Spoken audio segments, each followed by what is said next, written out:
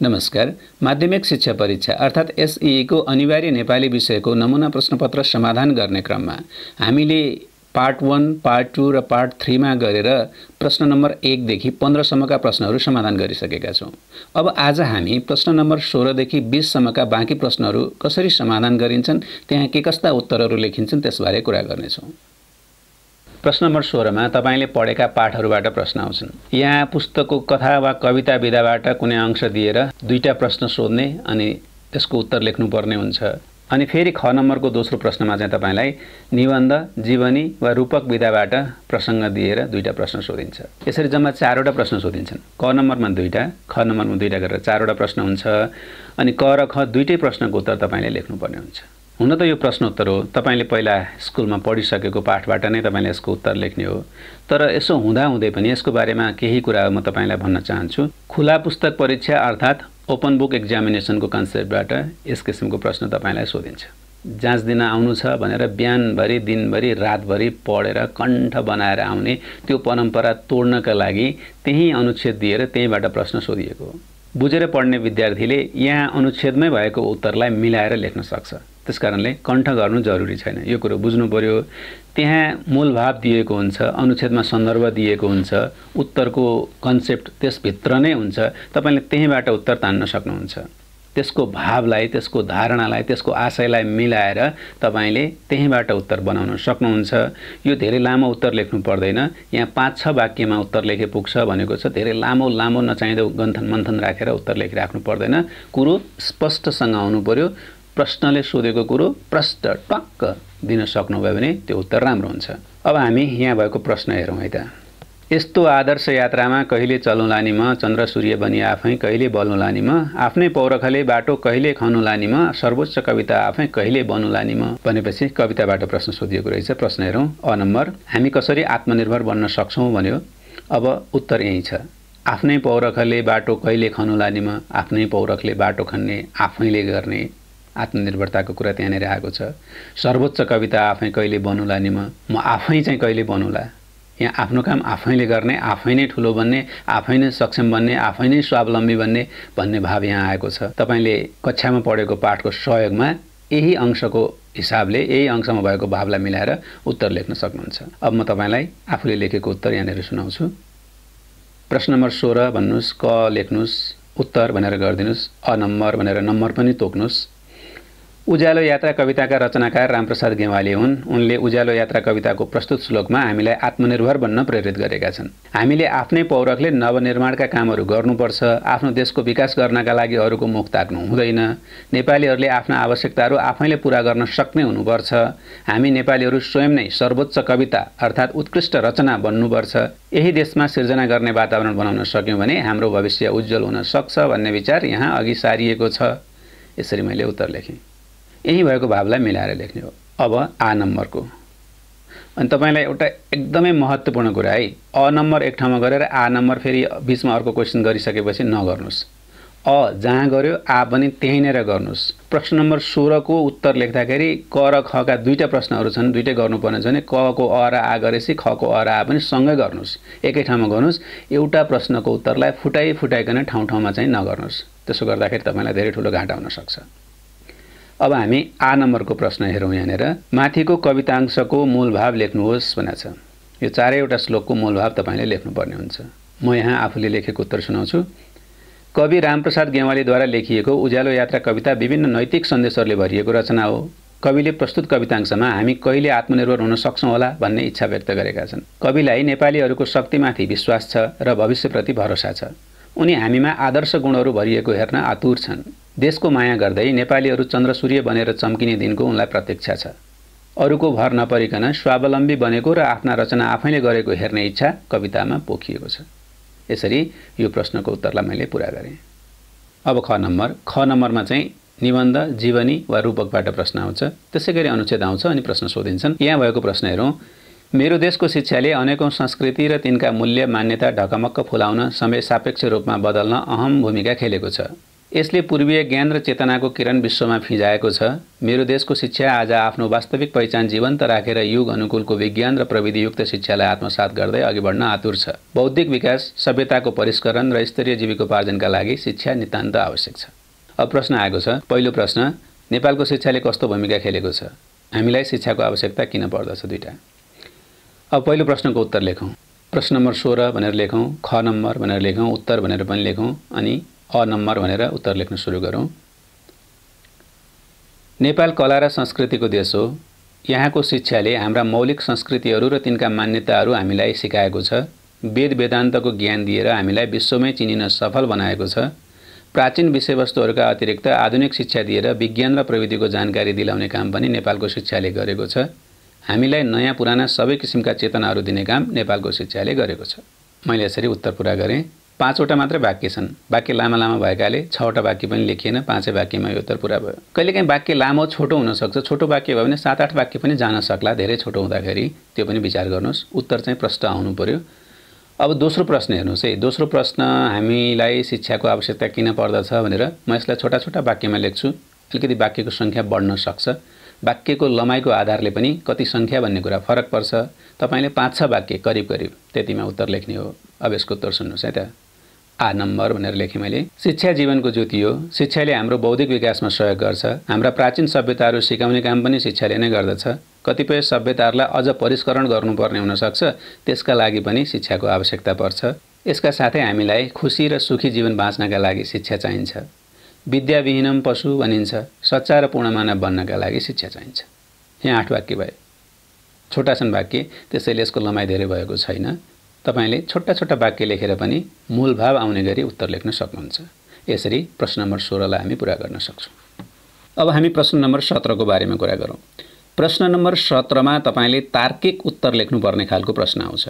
अर्थात् कण्ठ गरेको खालको होइन। तपाईले तर्क दिएर आफ्ना विचारहरू राखेर उत्तर लेख्नुपर्ने किसिमको प्रश्न तपाईलाई यहाँ सोधिन्छ।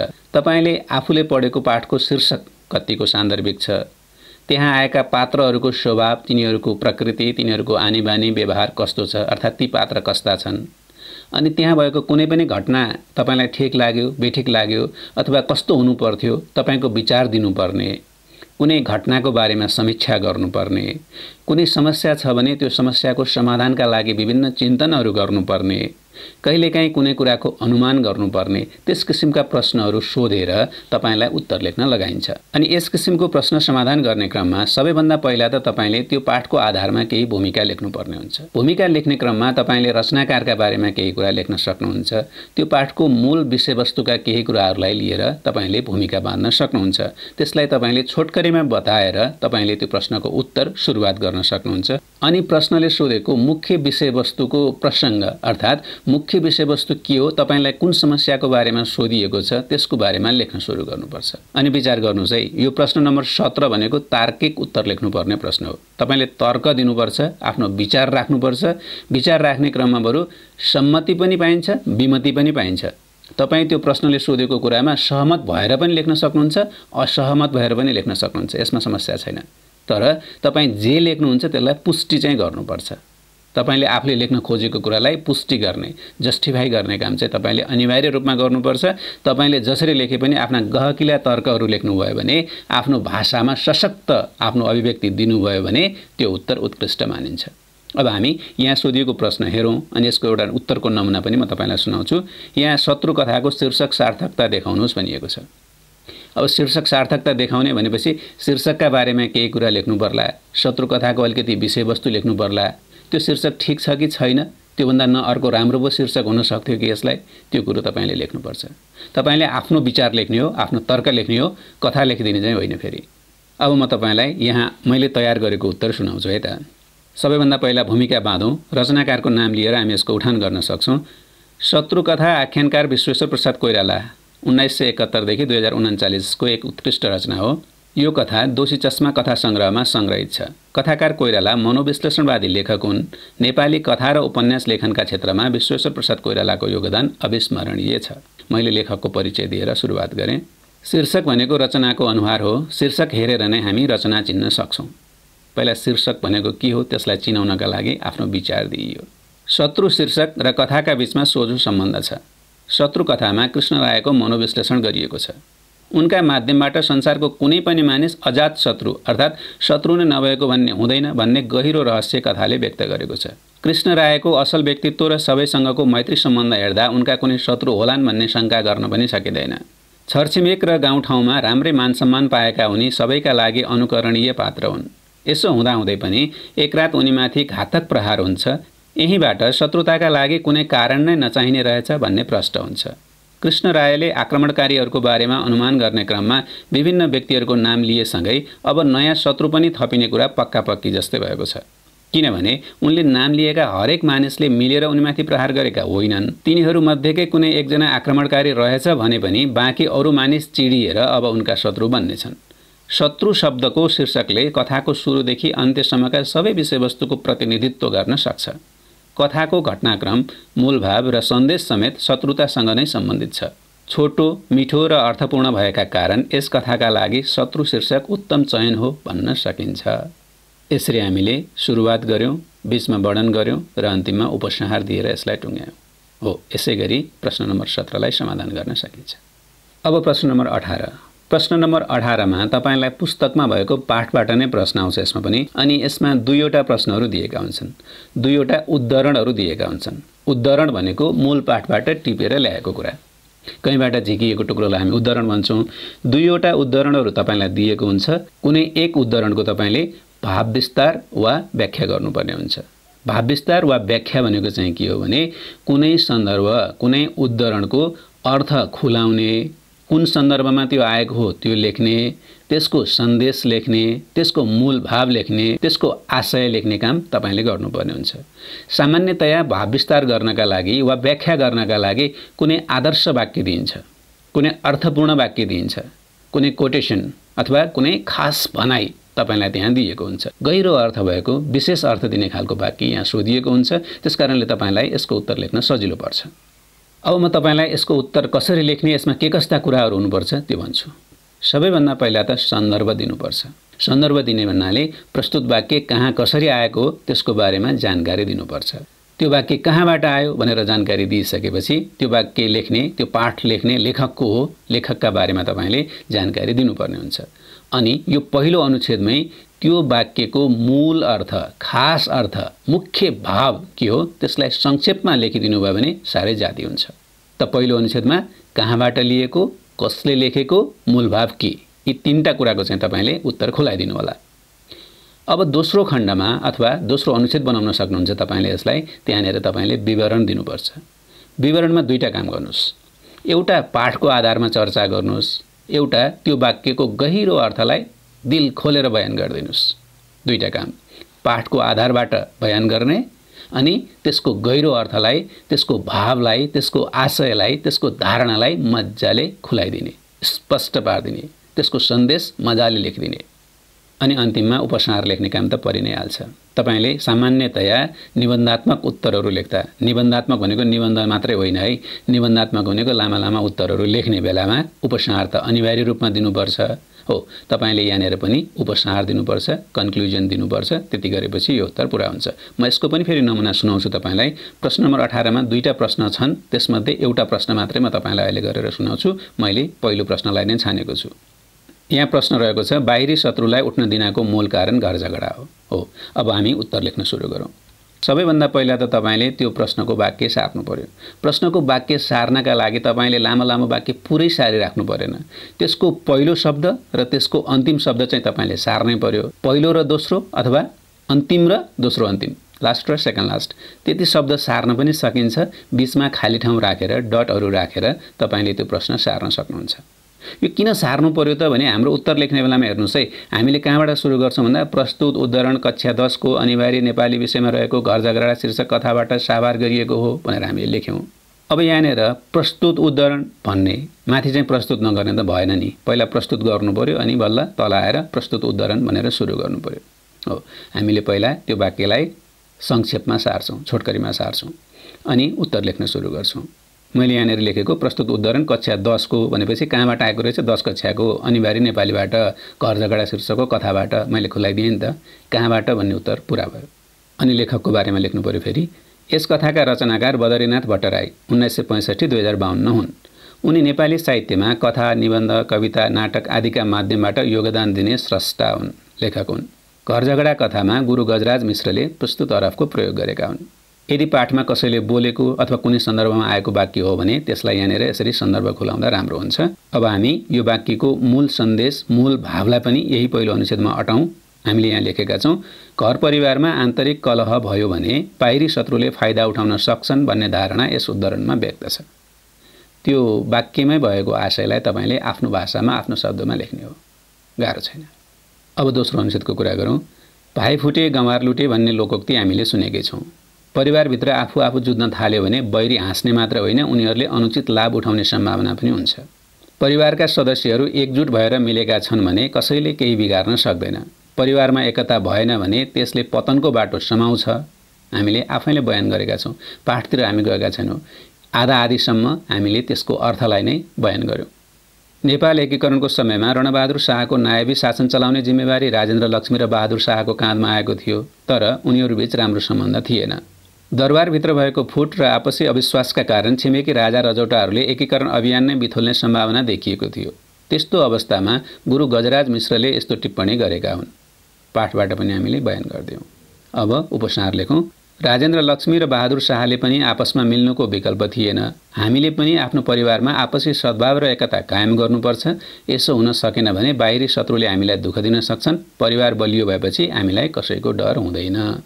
हामीले यसरी व्याख्या वा मूलभाव लेख्ने काम गर्न सक्छौँ। अब प्रश्न नम्बर 19 मा समीक्षात्मक उत्तर लेख्नुपर्ने हुन्छ। समीक्षात्मक अर्थात् विवेचनात्मक, वर्णनात्मक।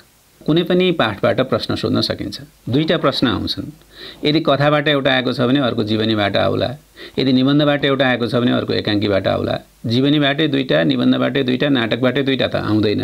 फरक फरक दुईटा विधाबाट दुईटा प्रश्न आउँछन्। तपाईले एउटाको उत्तर लेख्नुपर्ने हुन्छ। अब यहाँनिर तपाईले लामो उत्तर दिनुपर्ने भएकाले यसका पनि केही क्रमहरू कसरी यसलाई सुरु गर्ने, अघि बढाउने भन्ने बारेमा म तपाईलाई जानकारी दिन्छु। सबैभन्दा पहिला त तपाईले पाठको नाम लेख्नु पर्यो। त्यो पाठका लेखकको नाम लेख्नु पर्यो। अनि लेखकको नाम लेख्नुका साथसाथै लेखकको चिनारी पनि दिनु पर्यो। यहाँ लेखकको केही चिनारी अनिवार्य छ। अघि हामीले समाधान गरेका छोटा प्रश्नहरूमा लेखकको नाम नलेखिएको अवस्थामा पनि त्यति समस्या हुँदैन, तर यसमा चाहिँ लेखकको नाम अपेक्षित रहन्छ, खोजिन्छ। तपाईले यहाँनिर लेखकको नाम लेख्नै पर्छ। अनि लेखकको नाम मात्रै लेखेर पुग्दैन, उहाँका बारेमा केही कुराहरू एक दुई वाक्यमा थोरै मात्रै भए पनि तपाईले जानकारी दिनै पर्ने हुन्छ। यसरी हामी यो प्रश्नको सुरुवात गर्छौं। अनि तपाईले दिएको प्रश्नले के सोधेको छ त्यो कुरोको आधारमा पाठको समेत चर्चा गर्नुपर्ने हुन्छ। तपाईले पुरै पाठको बयान गरिराख्नु पर्दैन। प्रश्नले सोधेको विषयवस्तुसँग सम्बन्धित, प्रश्नले सोधेको धारणासँग सम्बन्धित त्यो पाठका विषयवस्तुलाई चाहिँ तपाईले लेख्नुपर्छ। अनि पाठका मात्रै कुरा लेखेर पुग्दैन, तपाईले बीचबीचमा आफ्नो विचार पनि दिनुपर्छ। आफ्नो समीक्षा, आफ्नो वर्णन त्यो पनि चाहिन्छ।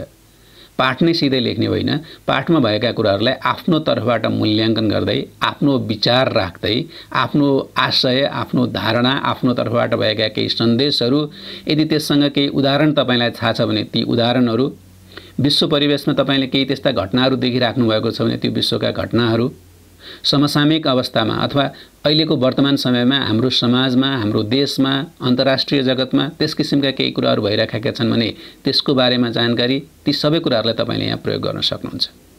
यो निबन्ध लेखे जस्तै हो।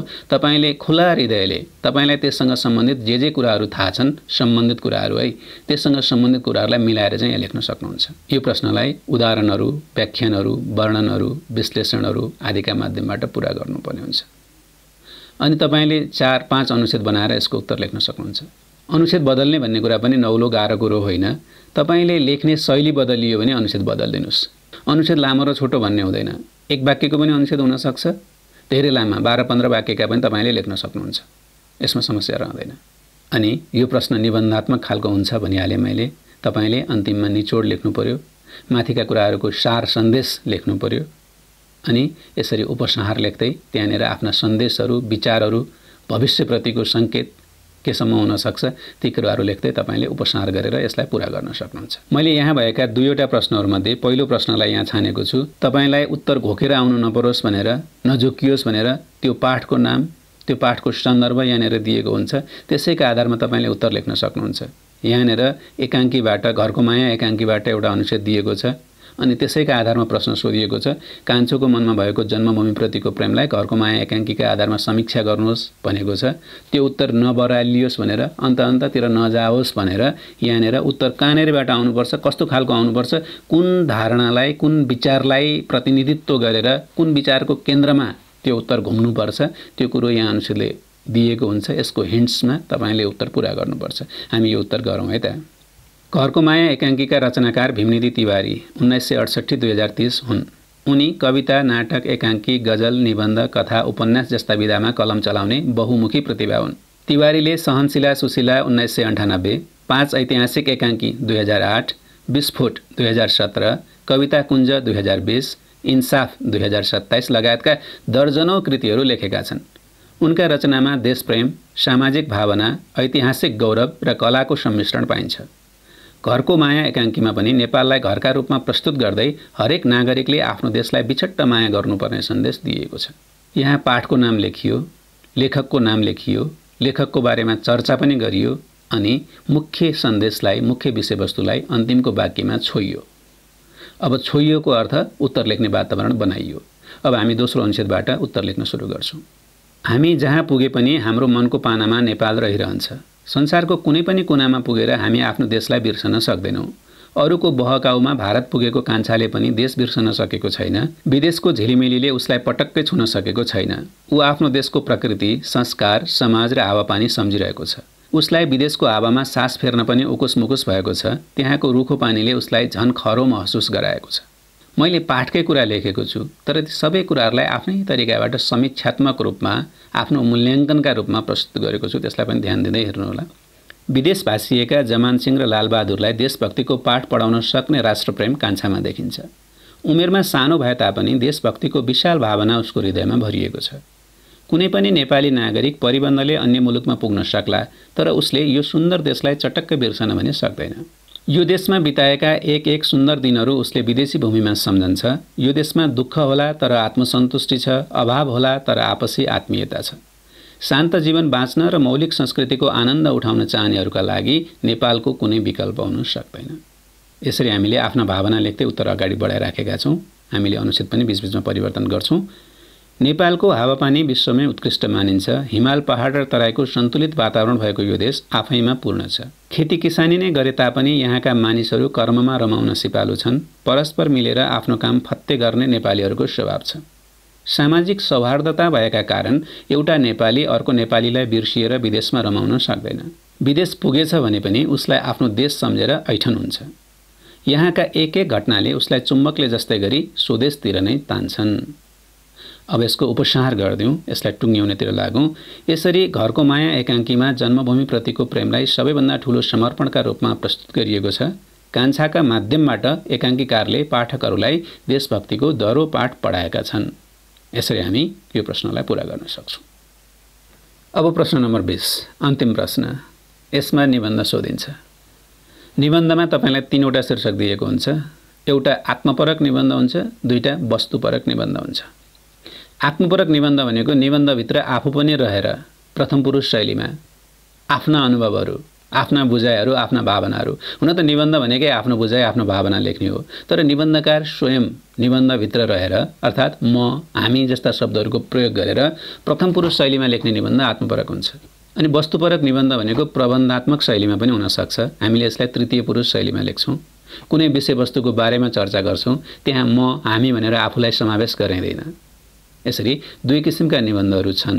तपाईलाई एउटा आत्मपरक र 2टा वस्तुपरक शीर्षकहरू दिएको हुन्छ। त्यसैको आधारले तपाईले निबन्ध लेख्नुपर्ने हुन्छ। अब निबन्ध भनेको के हो? थोरै कुरा म तपाईलाई बताउँछु। आफूलाई लागेका कुराहरू, आफूले थाहा पाएका कुराहरू, आफूले बुझेका कुराहरू, आफूले जानेका वा आफूले सोचेका कुराहरू लेख्नु नै निबन्ध हो। आफूलाई थाहा भएको, आफूलाई लागेको आफ्नो धारणा प्रस्तुत गर्ने काम। अनि यसरी धारणा प्रस्तुत गर्ने काम भनेको चाहिँ एउटा शीर्षकको सम्बन्धित विषयवस्तुको सेरोफेरोमा रहेर गरिन्छ। जथाभावी रूपमा जुन पाए त्यही विषयको चर्चा त हुँदैन, तर कुनै विषयमा केन्द्रित रहेर त्यसका बारेमा जे थाहा छ, थाहा पाएको सबै यस्ता कुराहरू निबन्धमा लेख्न मिल्छ। नेपालका महान निबन्धकार लक्ष्मीप्रसाद देवकोटाले त निबन्धलाई टेबल गफ भनेका छन् हैन। चिया खाने टेबलमा बसेर हामीले कस्ता कस्ता कुराहरू गर्छौँ, विभिन्न विषयका कुराहरू गर्न सक्छौँ, कहिले के भन्न सक्छौँ। हो, निबन्धमा पनि कहिले के आउन सक्छ। त्यही विषयवस्तुको सेरोफेरमा हुन्छ। कहिले स्वदेशका कुरा आउला, कहिले विदेशका कुरा आउला, कहिले भावनाका कुरा आउला, कहिले विपना वा यथार्थका कुरा आउला, कहिले कल्पनाका कुरा, सपनाका कुराहरू आउला, कहिले हुन सक्ने कुरा आउला, कहिले हुनै नसक्ने स्वेर कल्पनाहरू आउलान्। निबन्धमा ती कुराहरू स्वीकार्य छन्, लेख्न पाइन्छ। तपाईलाई निबन्ध लेख्दै गर्दा यो लेखौँ कि नलेखौँ, यो मिल्छ कि मिल्दैन, यो हुन्छ कि हुँदैन जस्तो लाग्ला, तर विषयवस्तुसँग सम्बन्धित छ, कलात्मक छ, मन छुने खालको छ, भावपूर्ण छ, अर्थपूर्ण छ भने त्यो कुरो हुन्छ, लेखिदिनुस्। त्यसरी नै निबन्ध पुरा हुने हो। अब म तपाईलाई निबन्ध लेख्दा के कस्ता कुराहरू चाहिन्छन् त्यसबारे भन्छु। सबैभन्दा पहिला त तपाईलाई त्यो विषयवस्तुको बारेमा थाहा हुनु पर्यो। थाहा नै नभएको कुरामा चाहिँ निबन्ध लेख्न सकिँदैन। निबन्ध भनेकै आफूलाई थाहा भएको कुरा लेख्नु हो। त्यसका बारेमा केही कुरा तपाईलाई थाहा भएको हुनु पर्यो। अनि थाहा पाएका कुराहरूलाई तपाईले केही बुँदा टिपोट गर्न सक्नुहुन्छ, बुँदा बनाउन सक्नुहुन्छ। अब परीक्षामा चाहिँ यो व्यवहारिक होला नहोला, बुँदा तयार गर्ने काम, पोइन्ट्सहरू लेख्ने काम तपाईले सोच्नु चाहिँ पर्यो। तपाईको दिमागमा ती कुराहरू रहनु पर्यो। ती बुँदाहरूको आधारमा तपाईले निबन्ध तयार गर्न सक्नुहुन्छ। तपाईले निबन्ध लेख्ने बेलामा म यसलाई 3 भागमा पूरा गर्छु भनेर योजना बनाउनुस्। आदि, मध्य र अन्त्य। अर्थात् सुरुवात, वर्णन विवरण र उपसंहार। 3 भागको कल्पना गर्नुस्। 3 भागमध्ये सुरुमा परिचय दिनुस्, विषयवस्तुको चिनारी दिनुस्, शीर्षकलाई चिनाउने, शीर्षकलाई बुझाउने, त्यसको अर्थ स्पष्ट पार्ने काम गर्नुस्। अनि बीचमा वर्णन लेख्नुस्, विवरण लेख्नुस्। त्यसमा तपाईले तर्क वितर्क गर्न सक्नुहुन्छ। आफूले थाहा पाएको कुनै राम्रो उदाहरण लेख्न सक्नुहुन्छ। देश विदेशको कुरा लेख्न सक्नुहुन्छ, अतीतको कुरा लेख्न सक्नुहुन्छ, वर्तमानको कुरा लेख्न सक्नुहुन्छ, भविष्यको कुरा लेख्न सक्नुहुन्छ, सकारात्मक कुरा लेख्न सक्नुहुन्छ, नकारात्मक कुरा लेख्न सक्नुहुन्छ, त्यसको असर वा प्रभाव लेख्न सक्नुहुन्छ, त्यसको फाइदा वा बेफाइदा लेख्न सक्नुहुन्छ। तपाईले घरका कुरा लेख्न सक्नुहुन्छ, समाजका कुरा लेख्न सक्नुहुन्छ, देशका कुरा लेख्न सक्नुहुन्छ, विदेशका कुरा लेख्न सक्नुहुन्छ। अनि एउटा कुरो लेखेपछि अर्को कुरो लेख्नुभन्दा अगाडि अनुच्छेद परिवर्तन गर्नुस्। ध्यान दिनुस् है, तपाईले लेखेको निबन्धमा 10-20 अनुच्छेद भएछन् भने पनि फरक पर्दैन। सामान्यतया 3 अनुच्छेद त हुनै पर्छ। चिनारी दिने, वर्णन विवरण लेख्ने, उपसंहार गर्ने, त्यति त तपाईलाई परीक्षाको हिसाबले चाहिन्छ नै। तपाईले वर्णन लेख्ने क्रममा साना साना अनुच्छेद जति धेरै बनाए पनि यसमा आपत्ति छैन। मज्जाले लेख्नुस्। एकाथरी कुरो लेख्नुस्, अनुच्छेद बदल्नुस्, अर्को थरी जानुस्। त्यो कुरो सक्नुस्, फेरि अनुच्छेद बदल्नुस्, नयाँ कुरो लेख्नुस्। यसरी अनुच्छेदहरूमा विभाजन गरेर तपाईले निबन्धलाई अगाडि बढाउनुस्। यो निबन्धको सामान्य तरिका हो।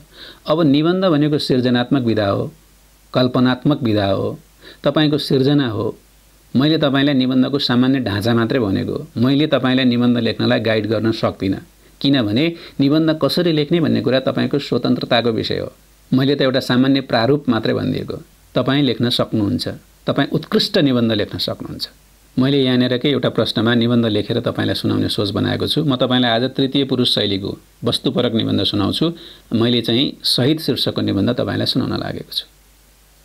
मैले सुरुमा स्पष्ट शब्दमा शीर्षक लेखेँ। अब निबन्ध पनि सुनाउँछु।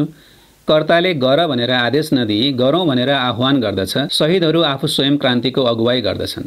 मृत्सिक तासमा जस्तो राज्यलाई उर्वर बनाउन शहीदहरूले आफ्नो रगतको आचमानी दिएका हुन्छन्। यहाँनिर एउटा कुरा भनौँ, निबन्ध साहित्यिक विधा हो। तपाईले अरू प्रश्नको उत्तरका तुलनामा यसलाई अलिकति साहित्यिक बनाउन सक्नुभयो भने जाति हुन्छ। भद्दा नै हुनुपर्छ, भारी नै हुनुपर्छ भन्ने मेरो मान्यता होइन। तपाईले आफूले सकेको लेख्ने हो, तर तपाईसँग क्षमता छ, तपाईसँग शब्द शक्ति प्रबल छ भने तपाईले यहाँनिर अलिकति आकर्षक, अलिकति अलङ्कारिक, अलिकति साहित्यिक बनाउने चेष्टा चाहिँ अवश्य गर्नुहोला। अब फेरि निबन्ध अगाडि बढौँ। राष्ट्रका विपत्तिहरू सफाचट गरी त्यसलाई सुरम्य बनाउने कार्य शहीदहरू गर्दछन्। राष्ट्रिय विपत्तिका बेला यदि कसैले आफ्नो भूमिका अनुभूत गर्न सकेन भने ऊ दास बन्न बाध्य हुन्छ र यदि उसले अरू कसैको अङ्गुली निर्देशन बिना नै स्वतस्फूर्त रूपमा कार्य गर्न सक्यो भने ऊ शहीद बन्दछ। पवित्र रगत भएका स्वतन्त्रताका पाराखीहरू स्वाभिमान मार्दैनन्, बरु मरेर अमर बन्ने यत्न गर्छन्। भनौँ, जो स प्लस हितको सदाशयले युक्त भई परहिताय नमो नमको भावनामा मख पर्छ त्यही शहीद हो। मैले चिनाएँ। अब म वर्णन गर्छु। दधिची मुनिले परापूर्व कालमा त्रिलोक रक्षाका लागि आफ्नै हाड उपलब्ध गराए जस्तै शहीदहरू पनि 84 लाख चुनीपछि मात्र पाइने भनिएको मानव चोला देशका लागि हर्षसाथ अर्पण तयार हुन्छन्। सत्य त देशभक्ति कोरा सिद्धान्त होइन, व्यवहार हो, आदर्श होइन, यथार्थ हो, कृत्रिमता होइन, सच्चरित्रता हो। यस्तो भावनाबाट निर्मित व्यक्तिहरू पानी जस्तै आफू अपवित्र भएर अरूलाई पखाल्ने गर्दछन्। आफ्नो मातृभूमिमा जब कुनै मन्चु, जार, नाजी, पञ्च, हिटलर, मुसोलिनी वा जङ्गबहादुरले टाउको उठाएर जनतामाथि गिद्धे दृष्टि लगाउन थाल्छ, तब स्वतन्त्रता प्रेमी देशभक्त सपुत टाउकामा कात्रो बाँधेर कुरुक्षेत्रमा धर्मयुद्धका लागि पदार्पण गर्दछ।